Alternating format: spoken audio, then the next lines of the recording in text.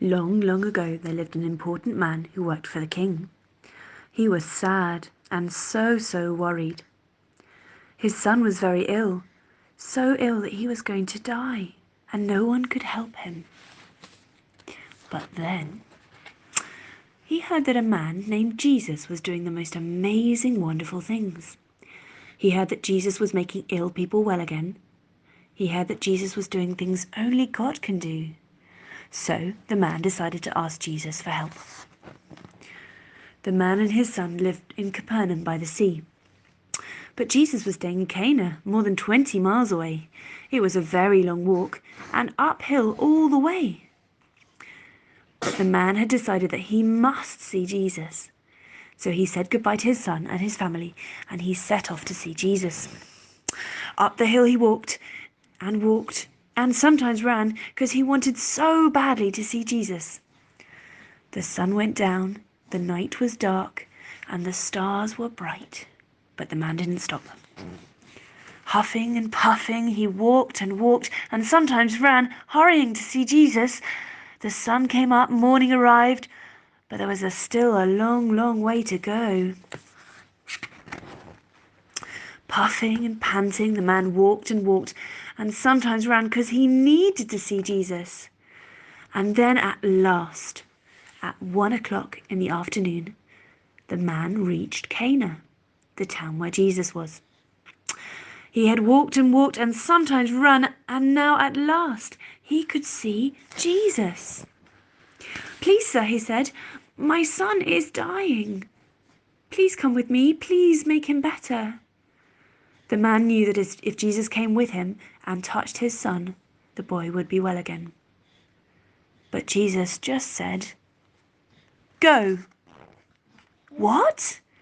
Go home? Without Jesus? After all that walking and even running to get Jesus to come? But Jesus hadn't finished. "Go," he said, and then he added, "Your son will live." The man believed him. Jesus wasn't going to come to the man's home. He wasn't going to touch the boy to make him well, but the man still trusted that what Jesus said was true. Down the hill, he walked, and sometimes ran, because he believed Jesus. The sun went down, the night was dark, and the moon shone brightly. The man felt so tired.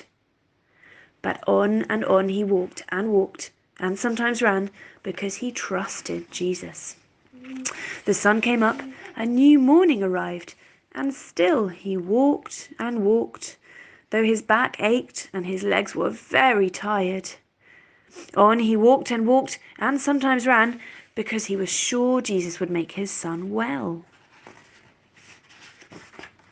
Then, far away in the distance, he saw some men. They came closer and closer. They were his own servants.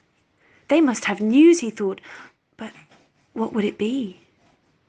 "Sir," they said, "it's your son. He's alive. He's well again." The man was bursting for joy. "When?" the man asked. "When did he get better?" "Yesterday, at 1 o'clock in the afternoon." "1 o'clock? 1 o'clock?" the men replied. Then the man remembered. It was 1 o'clock when he saw Jesus. It was 1 o'clock when Jesus said his son would live. And it was 1 o'clock when his son got better. Jesus didn't need to go and see the boy. He didn't need to walk. He didn't have to run. Jesus simply spoke. And just like that, the boy was better. Wow! Only Jesus could do that. And do you know why? Because Jesus is God's son. Happy and smiling, the man walked home, and he sometimes ran to see his son again.